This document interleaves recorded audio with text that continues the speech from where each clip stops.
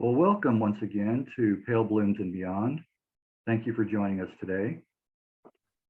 John Bromley is a Manchester-born singer-songwriter.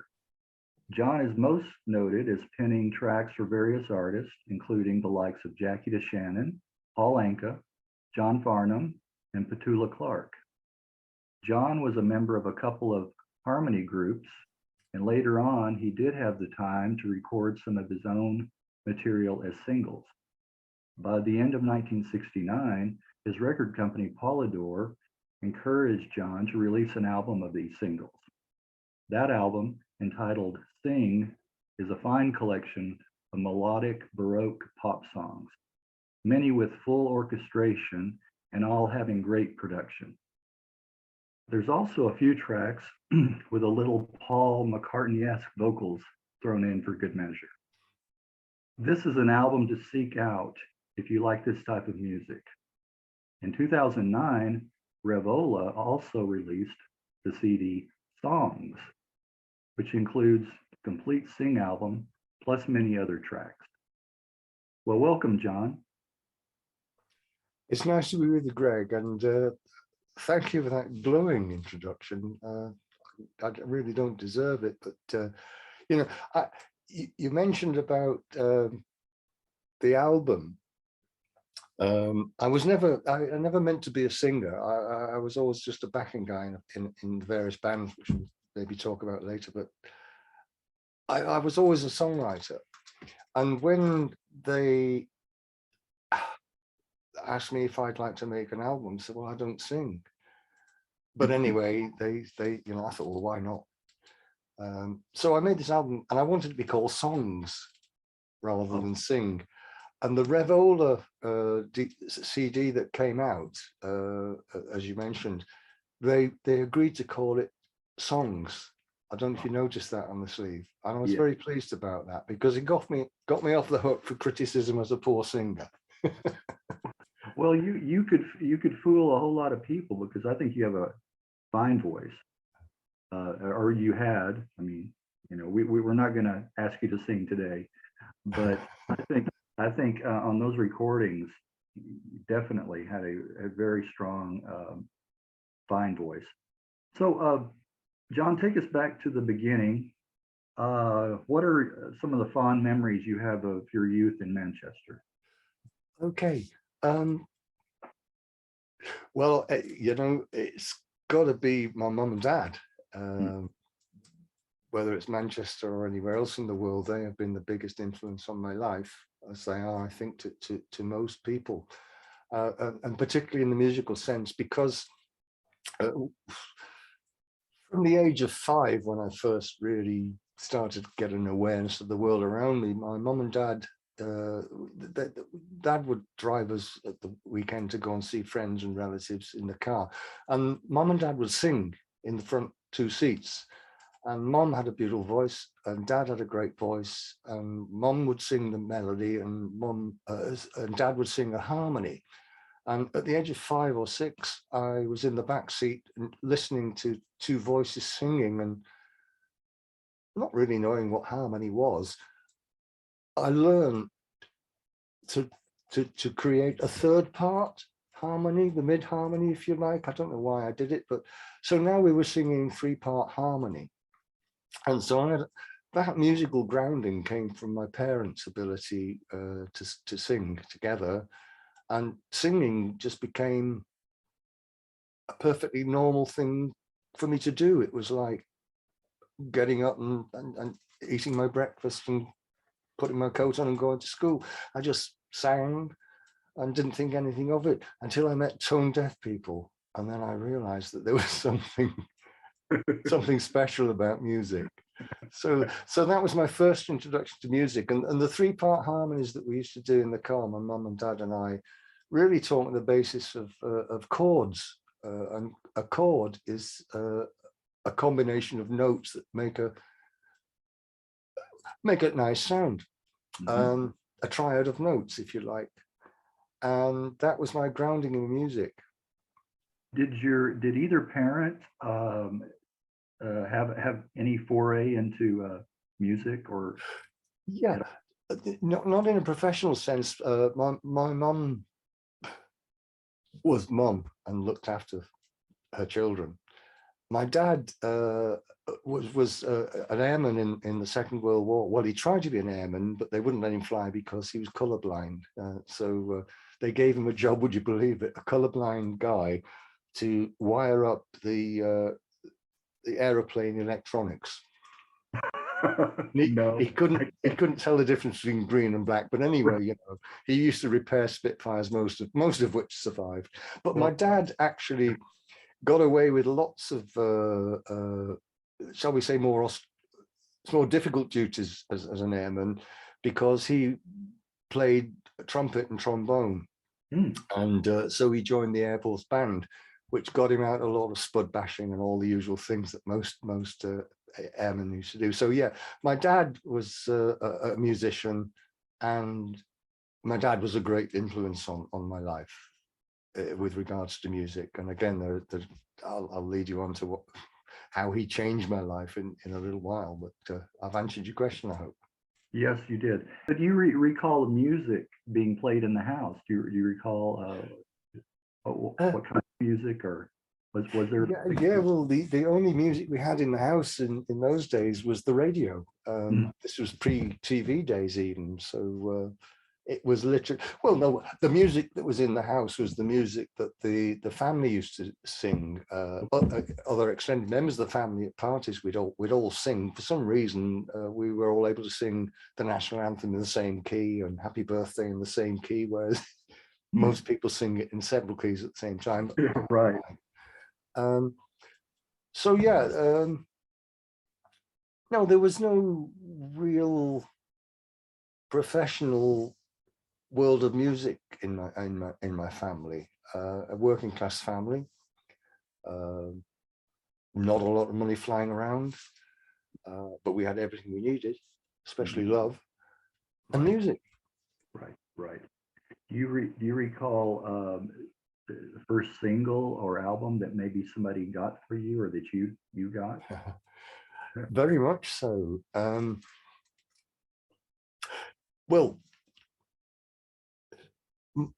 my love of music was created first of all from my mum and dad, but when Cliff and the Shadows hit the scene in England, I was more drawn to the music that the Shadows were making, because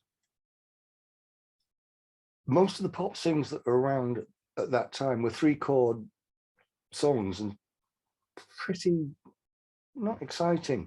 But the music that the Shadows were making, particularly under the guidance of a fantastic record producer, a musical arranger called Norrie Paramore, had orchestral arrangements, and I was drawn to that. So when I had enough money at the age of about 12 from my Saturday job in a local greengrocer's, I'd saved up enough to go out and buy a single, and I went out to buy a single called Apache, which was I think one of the Shadows' major hits. And I went to the shop, and the guy said, "Oh, well, it's sold out." And I was so disappointed because I was really excited about buying this record. We didn't have a record player, by the way. I just wanted to own the piece of vinyl that had the Shadows' name on it. He said, "But currently #1 is Anthony Newley singing," and I can't remember what it was. Anyway, it was an Anthony Newley song. And so, salesman as he was, he convinced me to buy it. I took it home and looked at it, and with great disappointment, put it onto a friend who did have a record player on his record player and listened to it, and it was rubbish. So that was the first piece of music that I physically bought.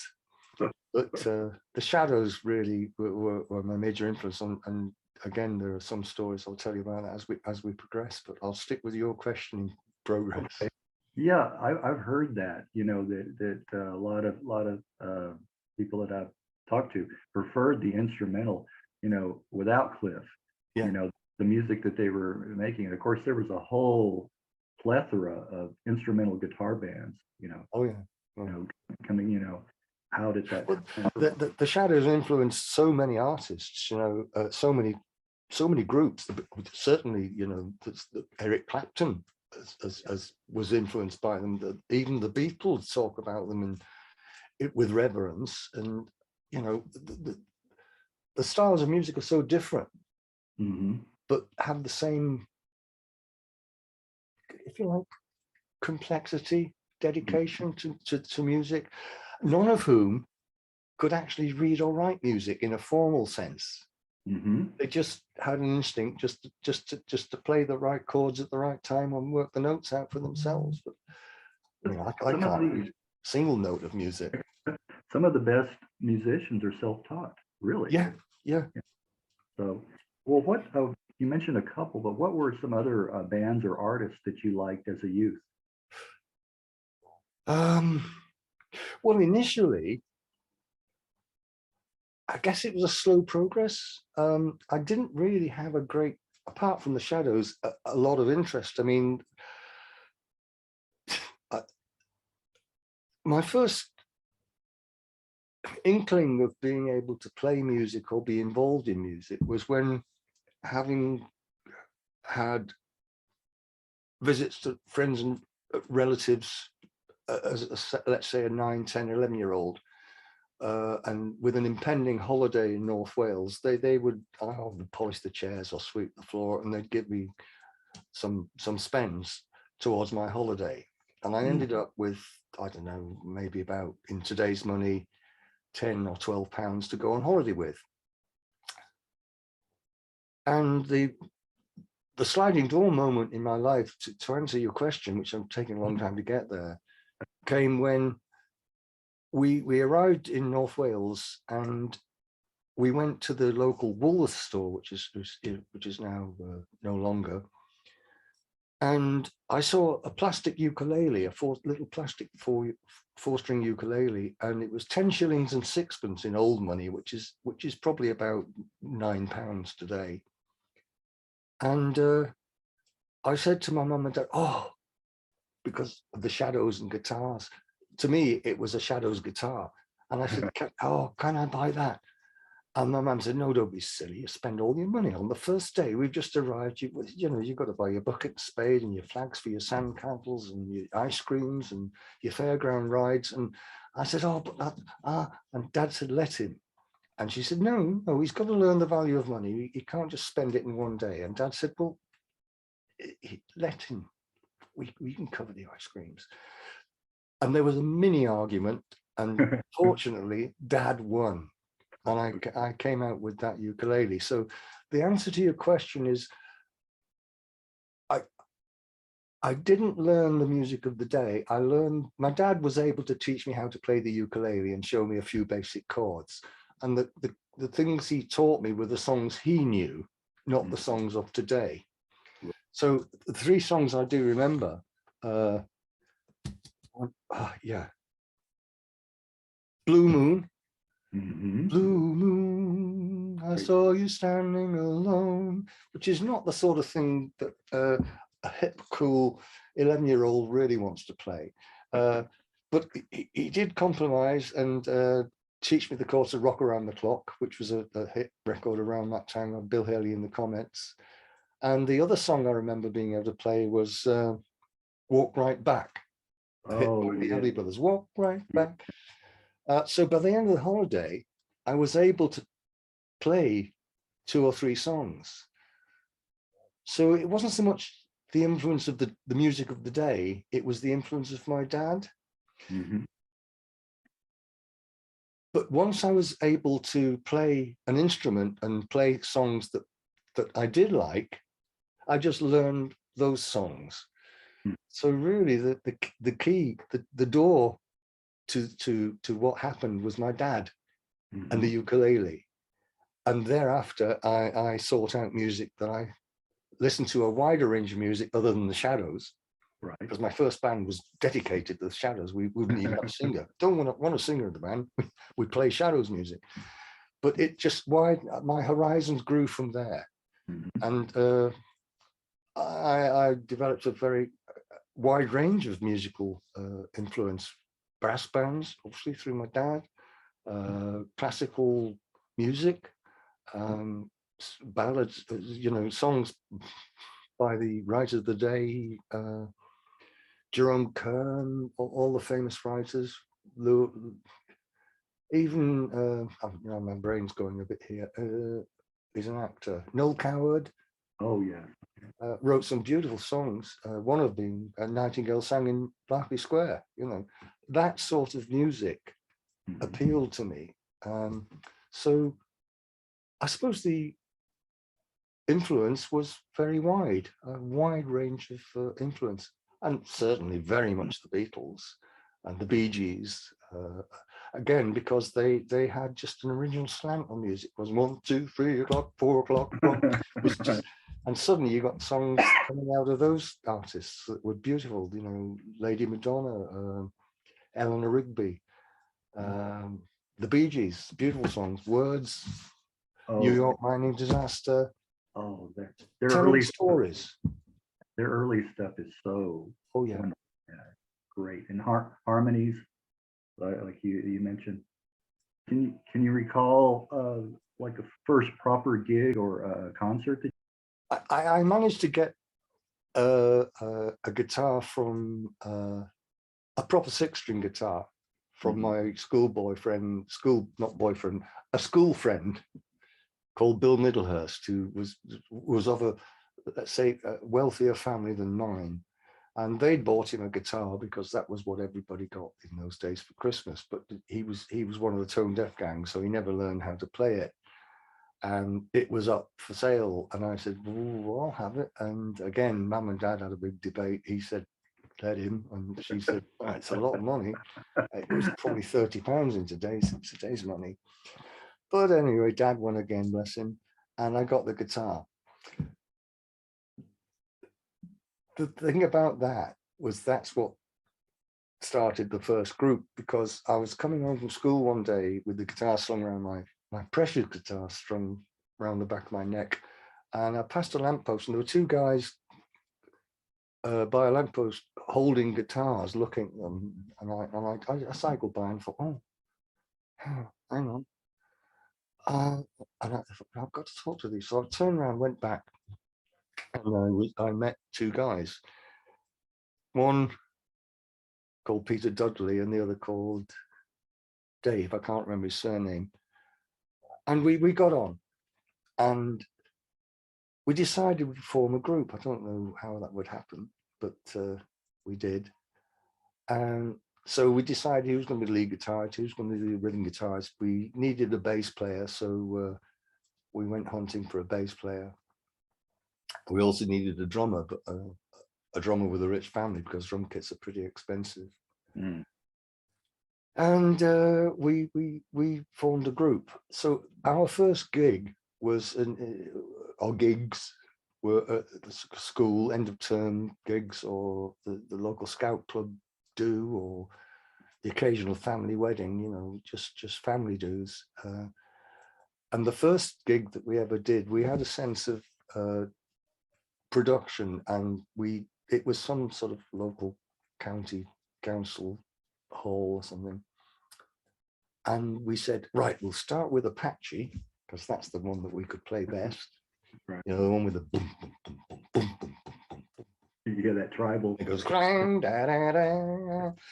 And we commissioned the cleaner to stand by the stage and with the closed curtains. And when our drummer started boom, boom, boom, boom, boom, boom, boom, boom, he was to slowly open the curtains.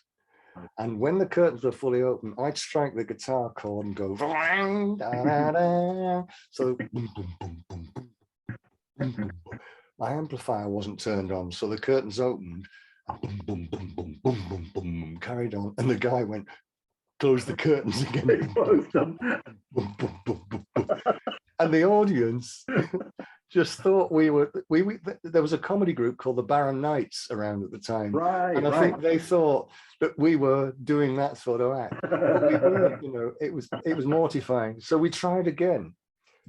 And boom, boom, boom, boom, boom. And this time when the curtains opened, my amplifier was turned on, but the bass player had got one of the tuning keys stuck in the curtain. So he was being dragged across the stage. which again made the audience think, this is a comedy group. And at that point, it did cross our minds that maybe this is the direction we should take. But we didn't. But you asked about the first gig, and that unauspicious start was the first gig that I ever played. And yes, I can remember it well. Yeah. Well, yeah, maybe you should have pursued that, like you said, Baronites and the Scaffold. Also, you know how they interjected the comedy in there. Yeah. That's funny. That's a funny story. In the roots of your songwriting, did that stem from your education at all? Was English one of your favorite subjects? Yeah, it was. Okay. Actually, my love of words, when we were talking before we kicked off the interview that you're doing now, lyrics are important. And my songwriting was very much geared around a story. And the music that goes along with it obviously enhances the story, but I always think the words are the most important part of a song. Mm-hmm.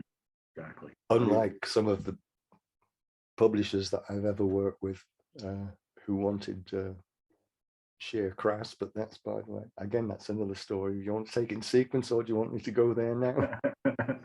That's fine. That's fine. Did you? What was the music scene like in Manchester? At this time? Phenomenal, Right. Phenomenal. Liverpool had the Cavern, obviously. Manchester had two major clubs. One was called the Twisted Wheel, and the other was called the Oasis. And I think that's where Liam Gallagher and the gang call themselves Oasis out of respect for that club. It was a major club. And we played there several times as a Shadows group. And the groups that used to come in and around Manchester were groups like Freddie and the Dreamers and the Tremolos and all of those groups. And we were the resident warm-up band doing our Shadows numbers, 5 numbers with our dicky bows and dancing around, prancing, doing the Shadows dance and everything. Very boring stuff. And the kids basically just gave us lip service until the main act came up. And one day we'd finished our set in the Oasis, and I went downstairs to put the guitar in the case and pick up bits and pieces and get ready to go home. And I heard this incredible sound coming from upstairs of the next band that would come on. I didn't just hear it, the bass I could hear, but I could feel the bass. It was the bass was actually making my body physically react. You know, it was pumping, it's hitting me. And I went upstairs, and there were these 4 guys up there. Latterly became known to me as Mick Jagger, Keith Richards, Brian Jones, etc. It was the Rolling Stones. Never heard of them. They're a Southern group. We didn't have Southern groups up in Manchester. We had our own groups. And I just thought, what is this? Wow. Anyway, it sort of changed my musical direction into an interest in that style of music rather than just a band like the Shadows without a singer. Suddenly realized that there was something else going on in the world, and this music that I was involved in was really getting to be a bit old hat. Right. So that was a change of direction I had seeing them. And one lovely thing about it is I can actually put my hand up and say we were a support band to the Rolling Stones by default. There you go. Well, it was the best time to have ever seen them, by the way. I mean, that raw stage that they were is the best time. I mean, I've seen them many times since, obviously, but that was, I think, the most magical time to have seen the Stones when before they became the famous Rolling Stones. Yeah, right at the beginning. That I would have loved to have seen that. Yeah, for sure. When did you start singing semi-professionally? Well,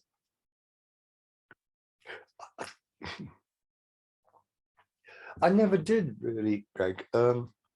I was always in the back line playing guitar behind. We eventually got a singer. Right.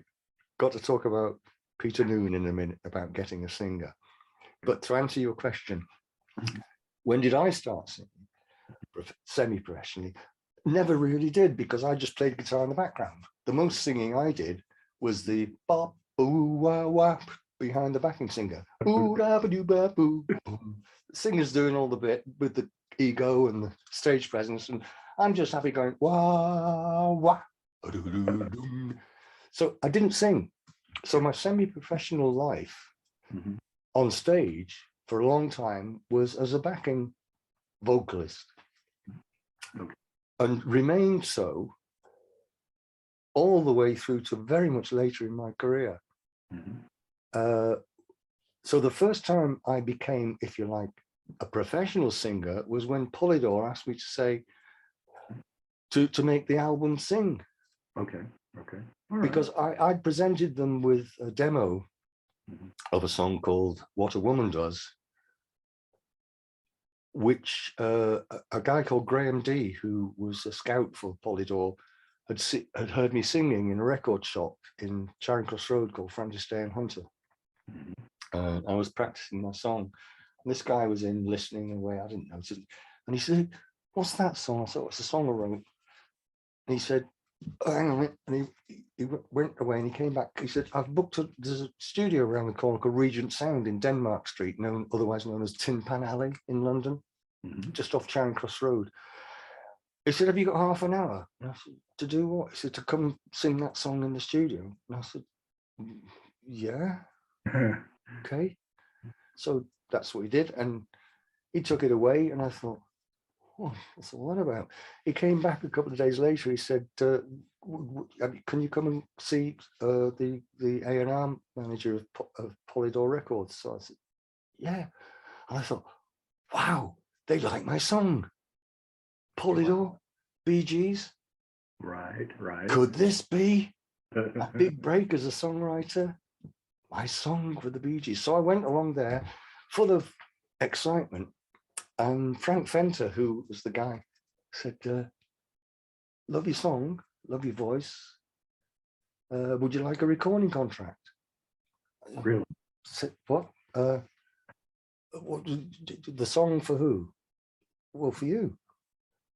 I said, "But I'm not a singer." "Well, your voice is pretty nice." And so I said, "Well," he said, "We'll give you an advance and do a 3 single and an album deal." And I thought, what? So I thought, well, why not? I think I was about 19 or something. Well, why not? But I was a bit nervous because I'm never a front man. I never wanted to be the one at the front of the stage saying, "Hi, everybody, here we are. Whoa, whoa, whoa." Just happy making music. So again, a long answer to a very short question, Greg. I never really ever thought of myself of being a singer.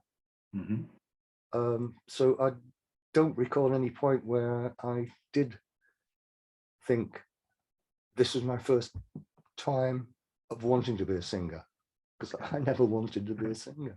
Well, backing up just a bit, when you were with 3 people, that's you harmonizing there, isn't it? Yeah. It was Paula was the lead singer. Yeah. I listened to, because I was not familiar with the band until you introduced me. I listened to some of the singles, and I really liked "Have You Ever Been There." It reminds me of the Seekers. Yeah, that was the agent's objective, was to be another Seekers. Oh, it does sound like that. Okay, going back up to where we were, Mr. Fenter offered you the recording contract, and then he used his house band, Sharon Tandy and Le Fleur de Lis. I was very lucky to have those guys. Yeah. And you can hear her voice backing you on some of those tracks too. Greg, I interrupt your flow. This is so sorry, and I hope you can pick up the question you're about to go. But can I mention who was the singer that going way back into the JB4 days with the Shadows group, as it was. Sure, sure. We had a guy, when we decided we ought to have a singer because that seemed to the vogue, we advertised, and a few people came along, and there was a guy called Peter Noon came along and sang, and we rejected him. And I think you know who Peter Noon turned out to be. Right. He, and that rejection obviously was another sliding door moment in my life that may or may not have been the right thing to do or the wrong thing to do. As it happens, I don't think it was the wrong thing to do. You didn't have the confidence in your voice, but all of those singles in the album that we're going to be talking about coming up, really, really strong vocals, I think, you know, and I think people that have heard the album and could, you know, attest to that as well. You know? Well, you know, I am genuinely still bemused, because I mean, obviously I was thrilled to be making this album and my songs and having that band backing me, that incredible band backing me, and Sharon Tandy being my backing vocalist. But the thing is, I mean, the album was released and sold, I think, about 800 copies. Okay. So the album's released. Mm-hmm. And I'm very pleased to have an album, and my family love it and they think I'm great, but I was hoping to do something. And one Sunday I'm at home in Ealing Broadway. I had a flat in Ealing Broadway. I'd just married my first wife, and the phone went, and it was a BBC radio producer. I can't remember her name, but she said, Kenny Everett is currently playing your album on Saturday, the Saturday program that you used to do. I said, oh, right. She said, and I see that you live locally, you know, closely. Can you get to the studio within the next 3/4 of an hour? Because he'd like to interview you. So I said, well, yeah. Despite the fact that my wife was cooking Sunday lunch and we had my brother-in-law and sister-in-law, I said, well, I've got to do this, got to go, guys. So I did that. He played the whole album, interviewed me, and I'm bloody useless at interviews, as you're beginning to realize. Anyway, it sold 800 copies, and that was it. It did lead on to better things, but the interesting thing is, and this still bemuses me, I saw it in Shepherd's Bush Market for sale in one of the record stalls that they have there for 50 pence. Many years ago. But I've latterly learned that on the web, it's currently selling for about £100, £150. If anybody's got a copy of my album Sing, dig it out and cash it in and have yourself a meal out. I just wish I had a few copies of it. I can't understand why anybody would pay. I mean, I'm not being self-effacing, I'm being genuine. Yeah. I'm proud of the album and I'm proud of the music I've written, but it's not really worth £100. Right. Yeah. I don't know. I think a lot of those things is word of mouth or the rarity, just the general rarity of something, you know, brings those kind of prices. Yeah, I agree with you. I think, you know, it's just amazing. I mean, a lot of the people that still talk about me music and email me and stuff. I mean, I don't know, you know, I've got millions of fans, don't get me wrong, but I do get emails from people. Are you the John Bromley? I always answer them, and a lot of them are from Japan. I don't know why, you know. There we go. Yeah, isn't that something? I've got lots of silk fans from fans in Japan. Oh, forgive the pun. Some lovely fans and you know, literally fans, you know what I'm talking about? Right. The face fans, which is lovely. It's lovely. Yeah. And then I'm obliged to obviously send back a pack of English tea, because they, you know, like a lot of English tea. So it's lovely. There is a small legacy of interest in that album, which, for God's sake, Greg, it's 50 years old, you know. It is, but you know, I think quality music stands the test of time. I really do. You know, if it's good, then, you know, we spoke a little bit before this, you know, I think that even the younger crowd, if they were exposed to it, that's the key, being exposed to it. I think that a lot of them will latch onto it, and you know, because quality music is is going to, again, it's going to reach people that you wouldn't imagine. People have an ear. If you have an ear for good music, then it's yeah. There's when you say reaching people, one of the biggest joys of my life, apart from, the music career I had, it was only about 15, professionally about 15 years. But songs that I've written since that Sing album have impacted some people, some Australians, particularly with, I mentioned before the interview started, I wrote a song for John Farnham called Comic Conversation. And I didn't realize that it had been as successful as it had been until 4 years after it had been the success that it was, when the royalty money started to come through, which is a story in itself. But the point about the impact on people, I get emails from people that say how much they love the song, which is always gratifying. But there was one that moved me severely, from a guy that said that he and his wife were on the, this is a few years back, I got this email. He and his wife were on the stages of breaking up after 3 or 4 or 5 years marriage or whatever.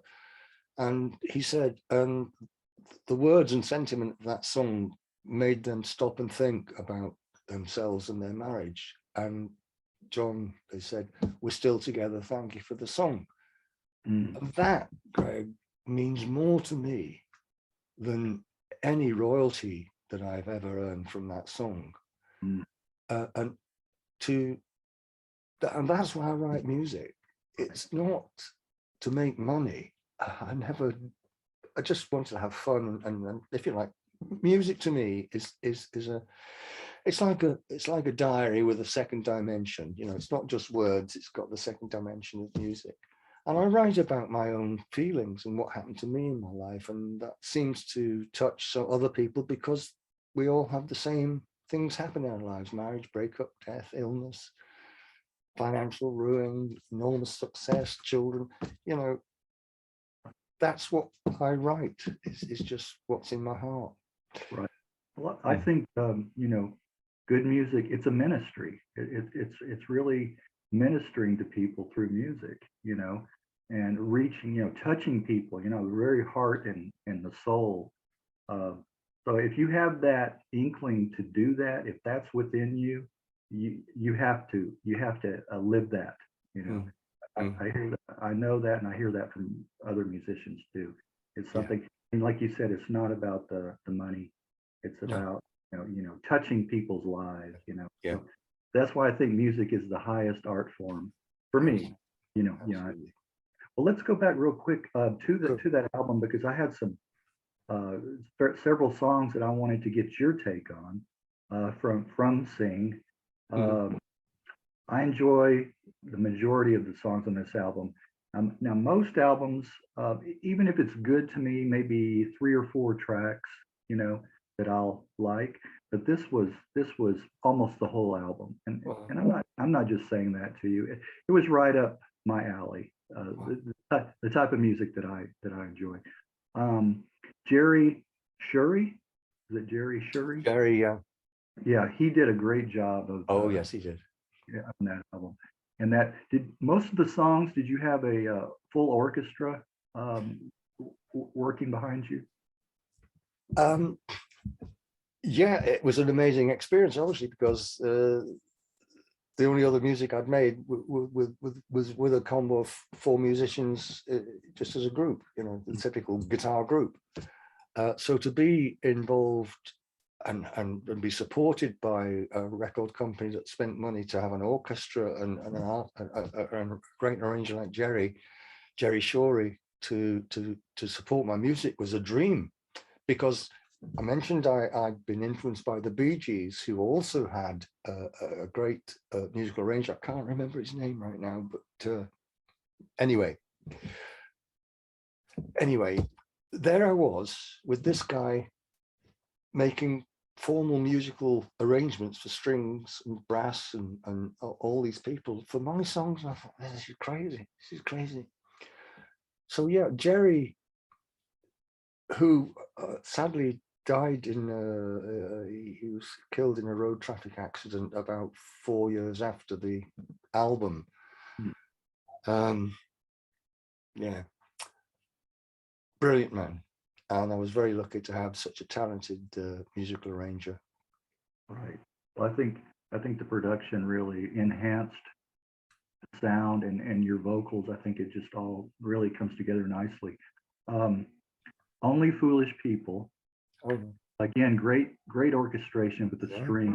strings always get me, you know. Yeah, me too. Yeah. So that was what's your memory of this of that track? You said it. I mean, to me, it was to me. I mean, hang on a second. Okay. I don't know whether whether this is going to sound good on your thing, but this is how the song was.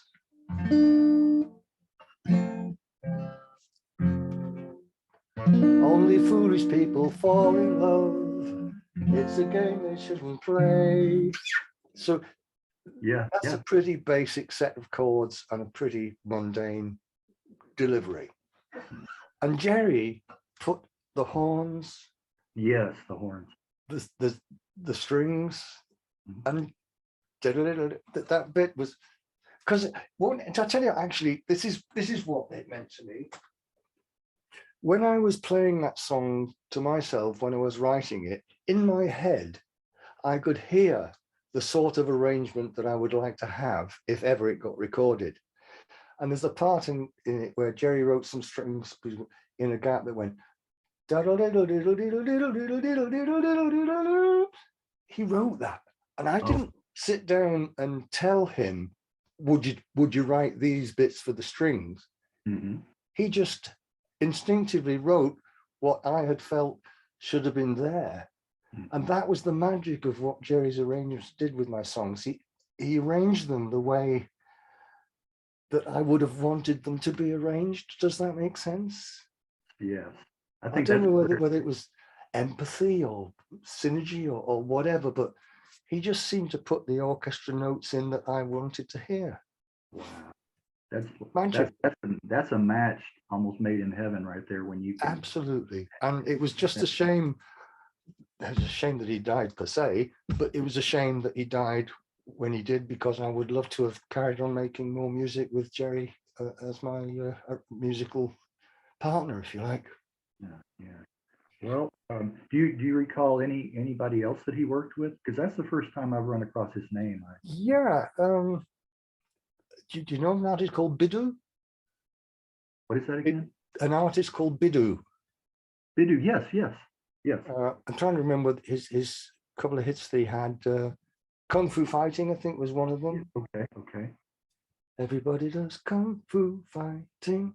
Yeah, Carl Douglas too. Yeah. And I'm sure that he would have worked with several others, but I can't recall any of them. But yeah, you know, he was very early in his career. Jerry Shorey was very early in his career as an arranger for other artists. He had graduated from being a copyist, that is the guy who takes the musical arrangements that other people have made and then copies all the different parts out laboriously to hand out to the musicians. So he got, his career was as embryonic as mine was at the time that we met. That's right. Maybe that's why you work so well together. Maybe. And I don't doubt for a minute that had he not had that tragic accident, he would have been a very successful man. And I remember him fondly, and his wife Sim. Yeah, a great loss. Well, a second song off of the album, "If You Are There With Me," is another one of my favorites. Sharon on backing vocals, and I like the intro with just your voice and the guitar. I like that, and then the oboe. The oboe is one of my favorite instruments. I love the oboe. what's your take on? Do you remember that song? Yeah, I do remember the song. I'm trying desperately to remember the lyrics to see who it was about. Don't want to never go.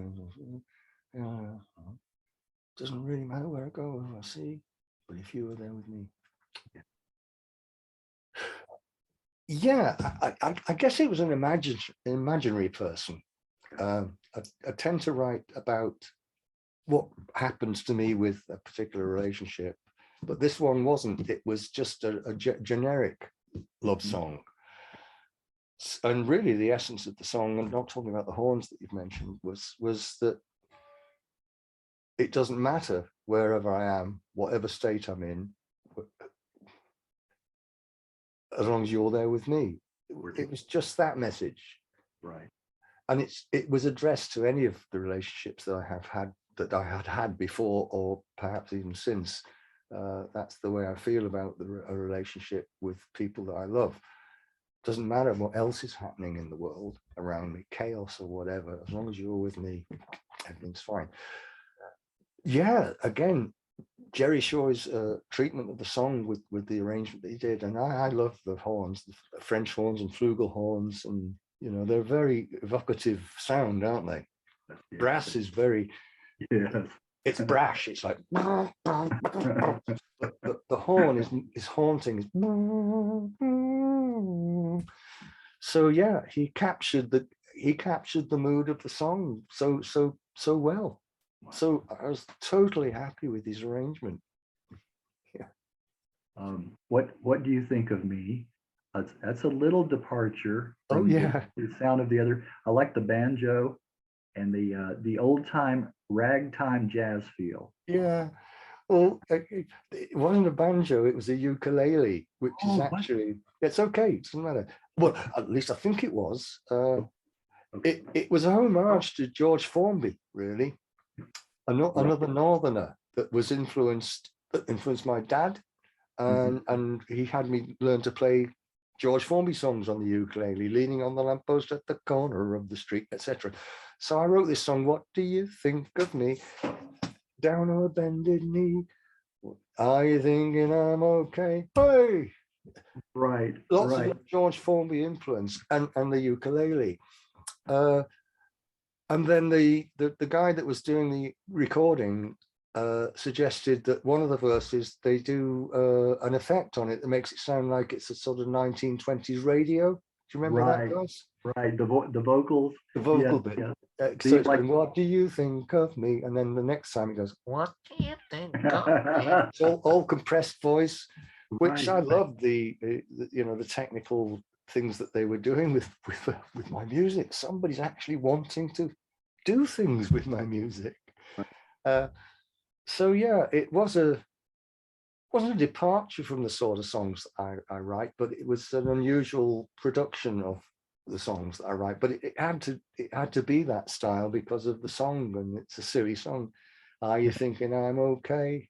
Do you want me to stay? Pretty basic rubbish at the end of the day.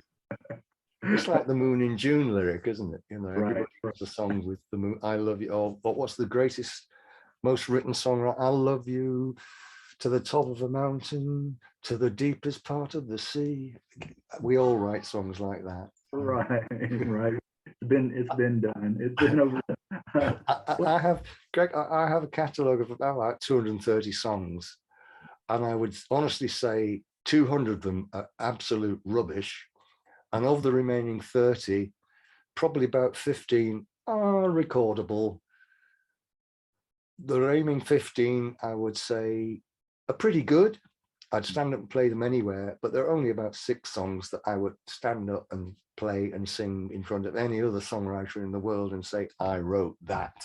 Right. But, a lot of rubbish on the way to writing those songs. And then you got people like, well, I don't know, Neil Diamond, Paul McCartney, any of them that just churn out song after song after song, which, not all brilliant, but more brilliant than bad. Right. I've unfortunately got the opposite catalogue. but you do have those six though. See, you I do have six, you do yeah. have, And my that- kids love them. My kids love more than the six. see, there you go. See, there you go. And that's what matters. That matters also. So, Yeah. what a woman does. This one definitely has that Paul McCartney and the vocals. I feel on this song. Okay. Wow, I've never seen that. Never seen that comparison. What Yeah. a woman does. Yeah. You know, it's. I was 17 when I wrote that, and at the time, this is not a risque thing to say. I was still a virgin. I'd never been involved in a serious relationship with a girlfriend. I had a few crushes when I was at school, but you know, it never went anywhere. I was a pretty shy guy. So for me to have the goal to say, I will always know what a woman does, was a bit of a strange one, because I hadn't got a clue what a woman does. But I don't know where it came from, to be honest. But the interesting thing is, when I eventually met other people that met me as a songwriter, they'd say, "Oh God, didn't realize you. We thought you were probably about 35 years old with the stuff that you're writing. Didn't realize you were so young." And I don't know why. I guess I was I had an imagination and a degree of sensitivity, and I built songs on that more than real life situations. Right. You must have had some kind of insight, or like you said, the sensitivity, I think, comes through for sure. Well, I guess so. I mean, the song Comic Conversation I mentioned earlier, the record for John, I don't know whether you know that one, because it's not strictly in the genre that you're interviewing me about. So it's something maybe you could listen to, but I'm familiar. Okay. Well, it was based on the fact that when I first graduated to London, as I mentioned earlier, I eventually evolved from Manchester to London. I had a girlfriend called Anne Burns, my first real love, I suppose. And when I actually realized I was now living in London and going home infrequently, so we didn't have much of a relationship, I said, "Well, come, I've got a flat, come and live in the flat with me." And she said, "No, I can't do that because I've got my family up here and we're not married." And in those days, you didn't live together unless you were married. It was frowned on. So I had a choice. I either had to let her go or let the music business go, because it was growing. So I made the decision that I would lose the girl. And for 3 years, I wasn't interested in any other relationship. And I often wondered where she was, how she was, what was happening. And then I learned that she'd met somebody and she'd got pregnant, and therefore they'd got married. And so there was no point of ever dreaming of a reconciliation. And the song was based on the fact that I would go back to Manchester and knock on the door and say, "Hope your man's not around, because I just can spend half an hour with you and see how you are." But it would be a comic conversation. It wouldn't be revitalizing the relationship. It would be things like, "How did your work go? And how's the baby? And, you know, is your husband okay? And, you know, are you happy and healthy?" All the things, when and in my head, I thought, if I'm there, all I want to do is hold her, reach out, touch her, wrap her in my arms again. So it would be a comic conversation. So I never did go back. It never happened, but I was able to create this song as if it did happen, if that makes sense, Greg. So a lot of the songs are not strictly autobiographical. Some are sort of imaginary autobiographical situations. I'm getting far too deep here. No, you aren't. No, not at all. Not at all. speaking of that song, I was going to bring that up as the addition to the Rev-ola CD. I wished you would have released that one as a single yourself. Um, I love the mellotron. Mellotron and oboe are two of my top favorite. I just love the sound that you get out of a mellotron. And the song reminds me, Comic Conversation, of the kind of songs that Gilbert O'Sullivan later started writing. Have you ever had that? Oh comment? yeah. I admire him very much as a writer. He was a storyteller. Right. He told beautiful stories. Yeah. Right, but you were there before him. You were. This is before he was recording. Mm. And then Weatherman. That yeah. I think that should have been a single. That should have been a hit. And I like your version better than now. Can I pronounce this right? Quentin E. Klopjager? Is it Klopjager? Yeah, I could never pronounce it. But his is a nice version, but I prefer yours. Well, are you talking about Weatherman? Yes, the other way. Okay. It's an intriguing song, I must admit. I mean, I don't know where it came from. It just, I don't know. I was just looking, you know the weather clocks that you sometimes get on the wall with, literally have two little men that, depending on a man and a woman that come out. And I'm thinking, oh, they never get together. Oh, that's an interesting concept for a song. Now, who writes songs about a weather clock? You did. But the BBC used it when we had some power cuts in God, when it was Maggie Thatcher's era, or was it before? I can't remember. But we had power cuts, and when the radio stations or TV stations went down, they would put on this film, standby film, about how the weather is, how the weather reports are gathered, and they used Weatherman as an intro and outro bit.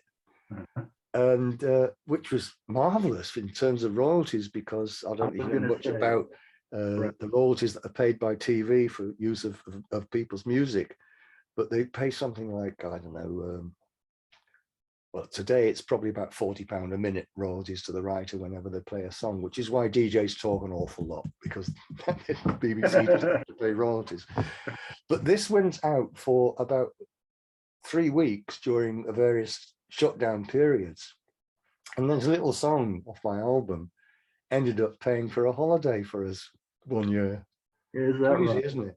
It's a silly little song about Weatherman, but it's a poignant song. I mean, two people that can never get together until one day the rain is falling, but the sun's out as well, and there's a rainbow in the sky, and then they get together. Oh, almost a little bit, but it was meant with good. My kids love it. The kids loved it. Again, it's just a silly song. Yeah, but see, it's interesting, and I think interesting to the viewers too, to hear the background, the development, where these ideas came from, and so. Well, that one, Weatherman, was basically a story of unrequited love. Two people that should be together but can never get together because they're at the wrong end of the paddle on the weather clock. They do get together in the end. Yeah. A la Comic Conversation, it's a different way of saying the same thing. Natural Born Loser. Yeah.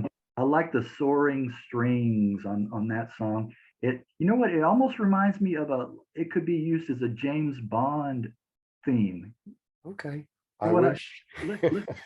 Listen back to it. It almost sounds like it could be used as a theme to one of the James Bond movies. Yeah. Now that is totally autobiographical, that one. I've never considered myself to be a desirable young lad, as 16, 17. All my friends seem to get girlfriends at their feet, and I just was too shy. I didn't have the confidence in my looks or whatever. So I really didn't ever push myself forward into relationships with females. So that story is really just exemplifying that I'm just a natural born loser, tenny penny man. So yeah, it's a plea. It's a plea of saying, I wish I could be better than I am. Well, I was really shy growing up myself, so I You know the didn't. feeling. Yeah, I know the feeling. I can definitely relate to that. Now from the Rev-ola, we mentioned Comic Conversation. The other track I really, really special to me that I enjoy is Hold Me Woman. And that one, now you mentioned earlier the Bee Gees. I was really surprised when I looked at the credits on this one that it was not a Bee Gees cover. The vocals, the melody, it just sounds like a Gibbs Brothers song. Yeah, It has everything. Well, you've spotted it. That's the influence of that song is the Bee Gees. Mm-hmm. It was written with them in mind, and my pursuit of trying to get songs to their agent or their manager or the recording company is what led me to the connection ultimately with Polydor, which I thought I might be in the chance of getting songs to the Bee Gees. But let's face it, why would the Bee Gees want to sing anybody else's songs other than their own? You know? Yeah. I mean, they are classic writers. But I'm flattered. I'm flattered that you recognise it as being potentially in the same league as them. I am genuinely flattered. I wouldn't put it in the same league. I'd put it in the same division, somewhere way down. You know, on the ladder of leagues. As a songwriter, let's say the Bee Gees or Gibbs Brothers are on the top rung, and McCartney's on the 11th rung. Not that there are 11 rungs in the ladder. I'd put myself not on the bottom rung, but probably on rung 3, well above Jonathan King and other such trash writers. Apart from one song he did write, which was "Everyone's Gone to the Moon," which I thought was a beautiful song. Yeah. But most of his commercial stuff was definitely off the ladder, bottom end of the ladder. So yeah, I it's not self-effacing, it's just an objective statement. As a songwriter in the world of songwriters, I put myself as rung 3 of a 10-rung ladder. And I'm very happy to be there. Very happy to be there. Well, let's move on to the songs that you've penned yourself. What was you recall the first song that you wrote that was picked up and sung by another artist?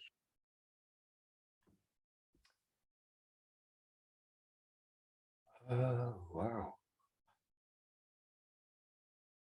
Johnny Hackett. Yeah, when I was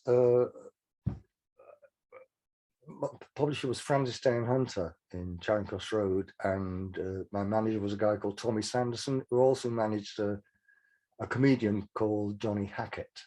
And Johnny Hackett had a lovely voice, and I'd written a song called Kiss and Run that Tommy introduced Johnny to, and they made a record of it.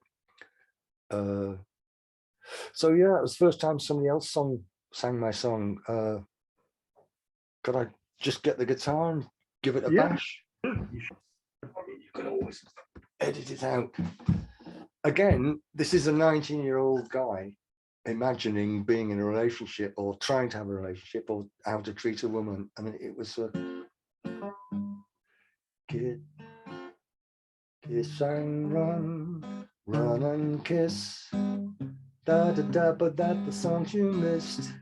Da da, can't remember the words. Da da. It was about. No, I can't remember the songs of my own song. Isn't that amazing? But it really is a song about don't get involved with a woman, kiss and run, because they may see you, hear some wedding bells. Da da da da da da. Don't you hang around? She's got marriage plans. I don't know. Look it up. Okay. It's not something that's going to make a lot of sense to anybody else. It probably doesn't to me, but that was the first. I was really pleased to hear somebody else singing my song, but I tell you what, not as pleased and thrilled as I was when Richard Harris sang 2 of my songs on an album he made. Richard Harris, MacArthur Park fame, singing my songs. and me standing in front of him because he couldn't sing them because he couldn't learn the words and couldn't sing it in tune. And I'm singing, no, it's da, da, da, da, and you're going, da, da. What am I doing? A Mancunian 19-year-old standing in front of Rich Harris showing him how to sing my song. Or Shirley Bassey. I mean, Christ. I take you away from the direction of the Sing album, but you know, can you imagine? Right. We were going to get into that now. Oh, okay. Of the individual songs. You mentioned Richard Harris. Are you referring to Ballad to an Unborn Child? Yeah. Okay. And This Is the Way. This Is the Way also. Yeah. The Ballad to an Unborn Child was it. Yeah, I was fortunate enough to work with a guy called Johnny Harris, a musical arranger. Okay. And Johnny was commissioned to write the music for a film called Man in the Wilderness, which was a film that came after one of Richard Harris's successful films. I don't know, he had a few. And as such, Johnny was working with Richard Harris and the director Dick Sarafian on this music, and we had an opportunity to get a few songs or bit of music into the film. And the film had a scene where Richard Harris's wife is pregnant, and he's having to go trapping, and he's going to be away from her, so he's thinking about his yet unborn child. Mm-hmm. So I had this idea. Johnny Harris came up with a melody, and he said, could you put some words to this for Richard Harris? And because of the film plot, I decided I'd write about when you're a child of mine and what you think about the world's going to be for your child, how you want your child to be when it's born. Mm-hmm. So the lyrics were just based on a film. It wasn't on any personal experience, but when I thought about the words, I've often felt that about. I have 6 children, by the way, across 2 wives, so I've had my share of thinking about what my child's going to be.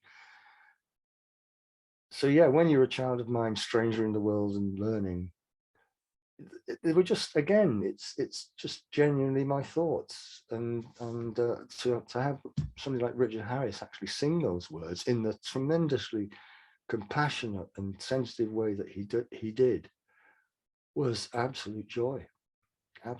Never made a penny out of that song, by the way, but I'm very proud of it.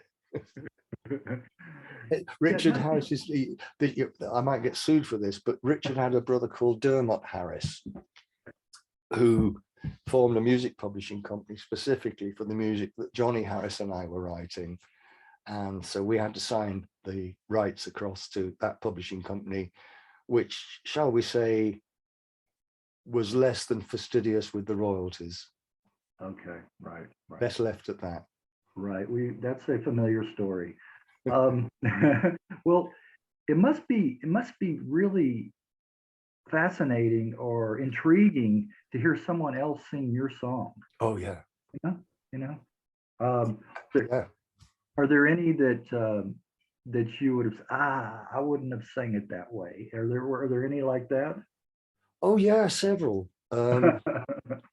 You don't need to name names if you. No, I wouldn't do that, because I'm grateful that anybody would want to sing my songs. But it's when you create a song, you have an idea of what it's going to sound like and how it should be sung and what the arrangement should be.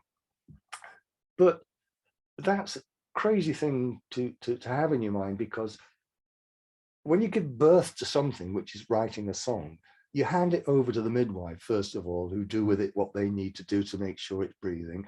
Then it gets passed on, then it goes to school and they influence it, and then it becomes what it becomes, and da da da. And so the analogy is, a songwriter writes a song, a record company decides it should be recorded by one of their artists. They choose the artist. The songwriter doesn't have any idea of who it's going to be. The artist decides, I'll sing it. Her agent organizes a recording studio, which might be a good one or a bad one. Then the musical arranger comes in and writes a good arrangement or a bad arrangement. Then it's recorded, and then it goes into the media, who either back it or don't back it. The promotion gets behind it. It's either successful or it's not. But sometimes at the end of all these people who've dealt with the baby that the songwriter gave birth to, end up with something which is completely not what the songwriter had in mind. Right, right. So sometimes it's disappointing, but you know, sometimes it's great. And I've been very lucky that there've been some fantastic versions of my songs. I mean, Shirley Bassey sang a song called "The Way a Woman Loves," and she sang it exactly the way it should have been sung. John Farnham and Comic Conversion, I couldn't fault that. But you know, I mean, I'm going to try again with an opposite example of how a crap song can be successful. Okay. One day I went in to see my publisher, as I was obliged to do at least once a month, and show him what I've been doing with writing to fulfill my obligations for the advance that they'd given me to sign this contract. And I played some beautiful songs, or what I thought were beautiful songs. And he said, "Oh, my boy," I said, "Oh, lovely, very lovely, very lovely. Could you give me something commercial, something we can sell, you know, something?" And I said, "Oh, God, what, you want crap? Because it's crap that's selling at the moment, isn't it?" He said, "Yeah, well, what do you mean crap?" I said, "Well, something like this." And I was so angry, I came up with this off the top of my head. La la, mañana, mañana, mañana, mañana, tomorrow. La la, mañana, mañana, mañana, mañana, tomorrow. And I thought, I'll put something good. Tonight, I hold the sadness that is mine, and hope that always you remember. Passion. Tomorrow, mañana, I love you as much as today. I said, "Is that the sort of rubbish you want?" He said, yeah, that's exactly what we need. Go in the studio and record it. That song, Greg, to my ultimate despair, has probably earned me more money than any of the 6 songs that I rate as being my best songs. Oh my God. Put together. So being facetious got you, it's exactly what they were looking for. Yeah. and you know, it's been recorded.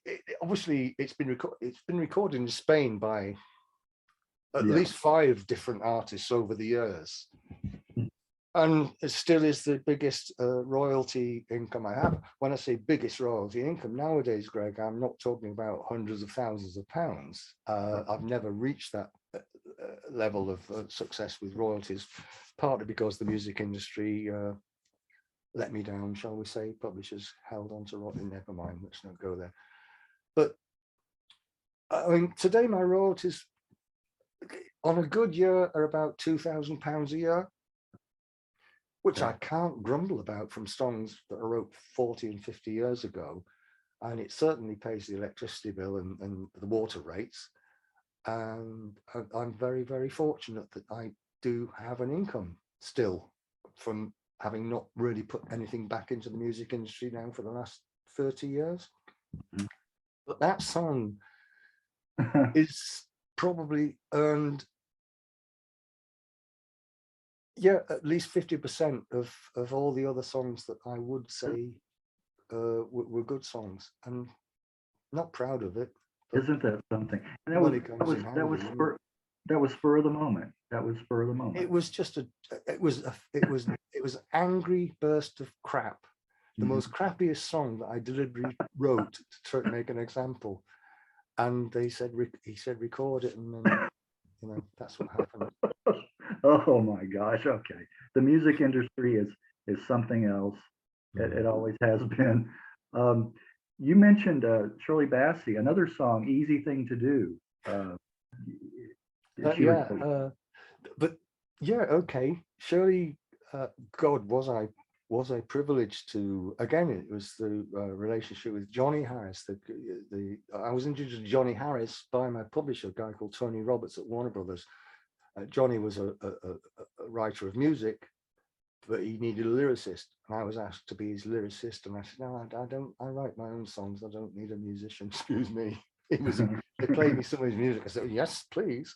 And because Johnny was involved in doing film music and also producing for people like Petula Clark, Shirley Bassey, and Richard Harris, I tailcoated and got in on writing songs. So yeah, with Shirley, there was a session with 2 songs of ours on. One was called Easy Thing to Do, and the other one was called The Way a Woman Loves.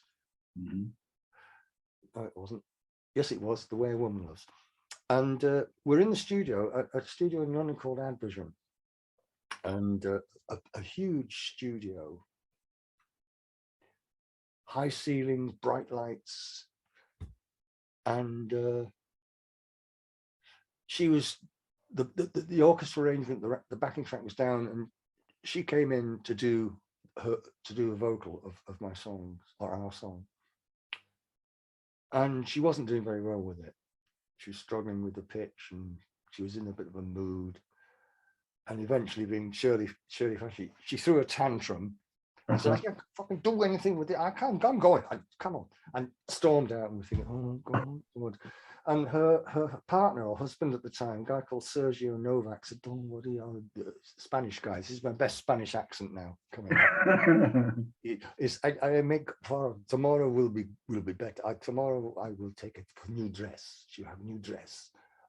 We'll do the face and the hair, and the studio, maybe you'll bring the light in down, and instead of the big studio, make a screen here with a stool and a light shine on her. Yeah, I mean, I have to do that to record her voice. It's not a video of the thing. It's just no. You do it. It work. The work. He said. So we did, and she came in. And it worked.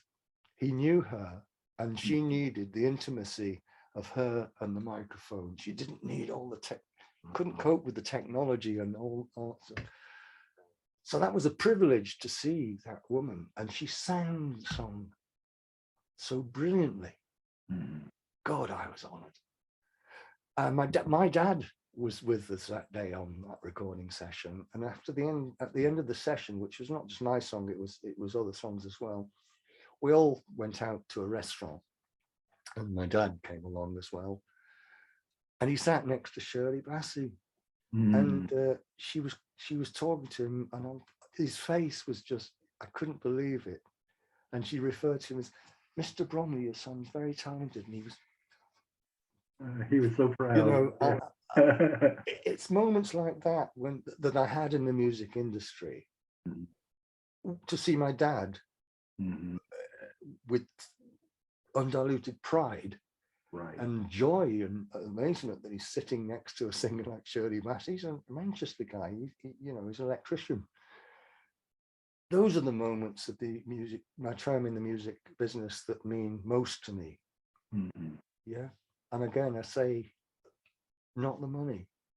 Right. In fact, what money I earned at the peak of my career is the sort of money that I would have paid to be able to experience what I did experience.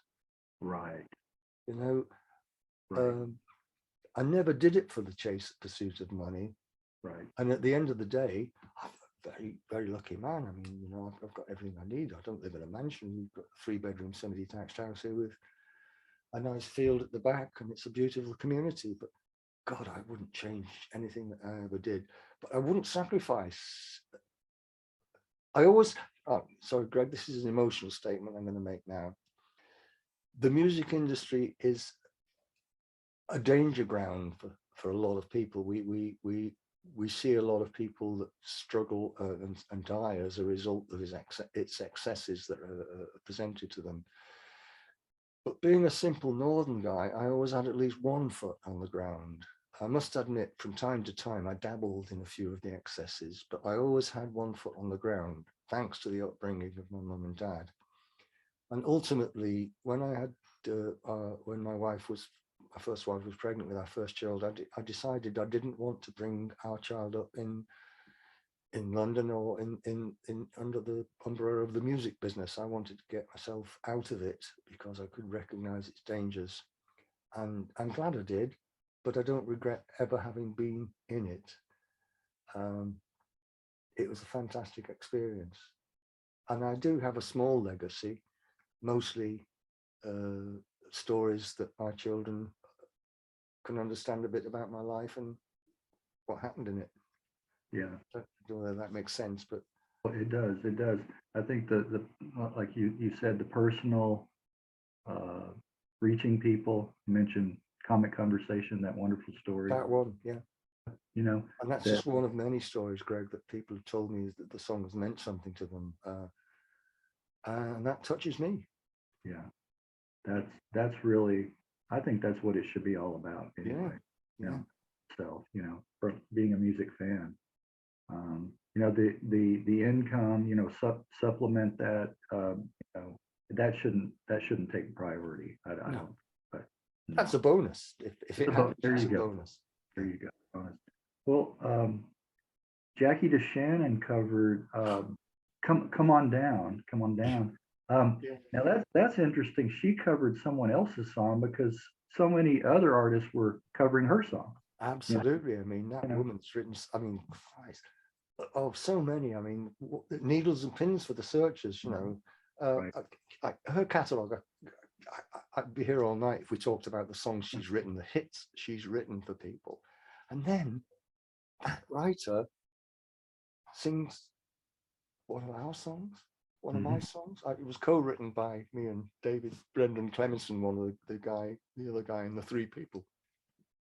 Although for some reason, the publishing company have only credited me. I've told them a number of times, PRS put his name on it. It's, I didn't write the song. I only wrote half of it. But yeah, Jackie DeShannon. That's a bit like Paul McCartney turning around and saying, "Can I sing one of your songs?" Yes. Did you think she did a good job, commendable job on "Come On Down"? Yeah, yeah.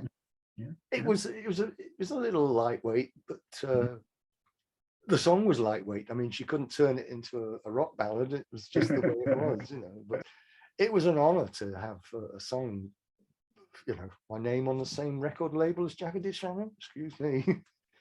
That's good enough in itself. Right. Now, I'm sure it wasn't surprising. Sharon Tandy, being the backup singer, would cut a couple of your songs. Yeah, bless her, she did. Yeah, love is not a simple plan, right? And got to get enough time. Right. Yeah. I wrote them for Sharon because, well, just because she had a fantastic voice and possibly, hopefully, still has. I last saw her about 10 years ago when there was a reunion of Fleur de Lis, and it was nice to see her, but neither she nor I performed, thankfully. But yeah, what a singer. Yeah, she did both songs exactly as I had hoped she would. Mm-hmm. That's probably, due to the fact that she had worked with you, so she kind of knew what you were. She probably knew where I was coming from before she even looked at the song or the words or whatever. Another chanteuse, I guess you could say, of that time period, Petula Clark, Maybe, and the World Song. Oh yeah. Yeah. Which one were you more partial to? Which of those two?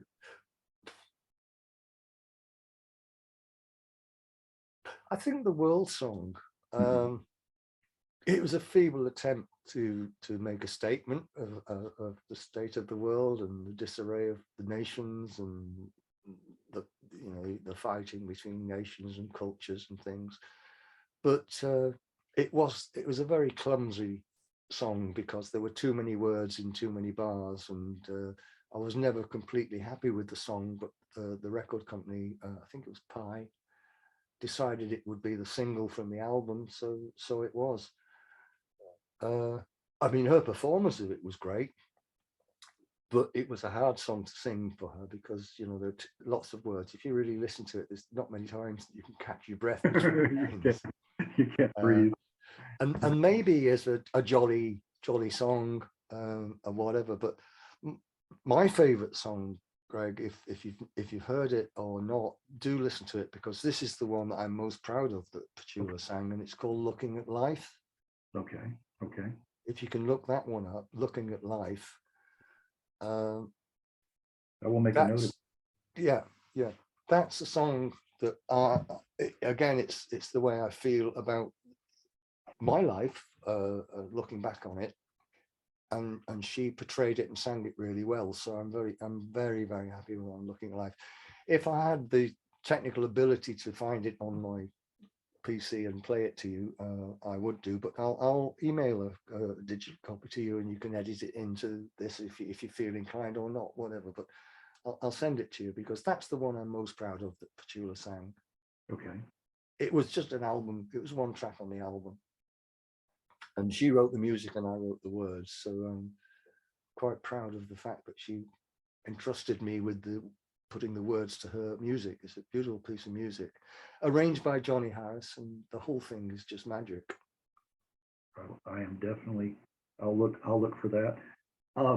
This is one that I was surprised, an artist that covered one of your songs, because he's not in this category, I would say, of singers.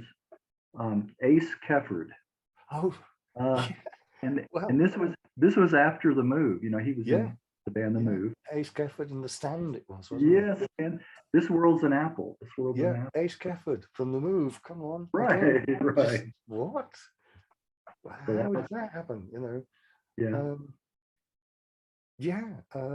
These things I didn't know until the publishers had a copy of the single, and they'd say, "Oh, you've Ace Kefford from the Stand, as they called it in those days, has made this record. Thought I like a copy." And I was, Ace Kefford singing one of my songs. And he did a bloody good job of it too. I mean, again, it's me being a bit, this world's an apple rotten to the core. I'm tired of rotten apples, and don't give me rotten apples no more, and all that shit, you know. But he obviously liked it, and it's a statement I think is still valid today. Right.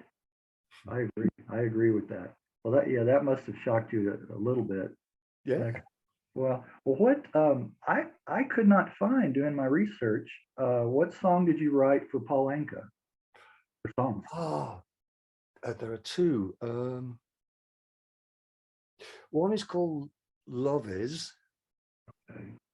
I'm going to make a note of these that you're asking, and I'll send you digitals. Okay. Paul Anka. Love Is. I can't remember the title of the second one. Isn't that pathetic? But I'll send, if it's not an imposition, I'll send you digital copies of some of the records that some of these artists that you've told me you've not heard their song, you've not heard them, and I'll send them. Is that okay? Yes, that's fine. The other one was Sasha Distel. I couldn't find that either. Yeah. Again, I think there's at least one song that he recorded. I think possibly two. Again, album tracks. They were never released as singles, which is why you've probably not heard of them. And unless you're a Sasha Distel fan, why would you? But yeah, again, I was honoured. God, I mean, the man, superstar. Mm-hmm. France's, well, special person, you know, and then he chooses a song from a Mancunian boy from England. Unbelievable. Yeah. Unbelievable. I was very lucky. Right place, right time, I suppose.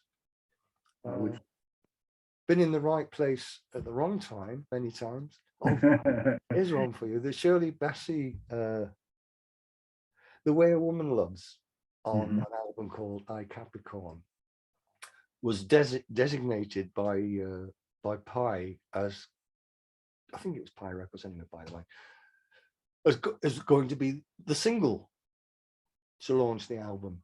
Well, I was elated because at that time, I think it was about 1973, 74-ish, I can't remember, whatever single Shirley Bassey put out was instant number one. Mhm. And I thought, oh God, at last I get somewhere with my music. And I got a phone call from Noel Rodgers, who was the A&R man looking after the release of the album. And one Sunday it was, and he said, John, I know you're going to be disappointed, but we changed our mind about what we're going to do as the single for the album. I said, oh yeah, what's that? He said, we're going to go with For All We Know. You remember the Carpenters song? Mhm. Mhm. And I said, well, I think you're making a mistake. And he said, why? I said, because it's been a big hit already for the Carpenters. And I'm thinking to myself, why didn't I keep myself quiet in the studio when this version was being recorded? Because I was booked on to play session guitar. Johnny Harris was the arranger, and he'd arranged it in the same style of the Carpenters as Love, look at the two of us. And at the end of a coffee break, I said, Johnny, if you're going to do that song, you could use the same arrangement. Why don't you do it like this?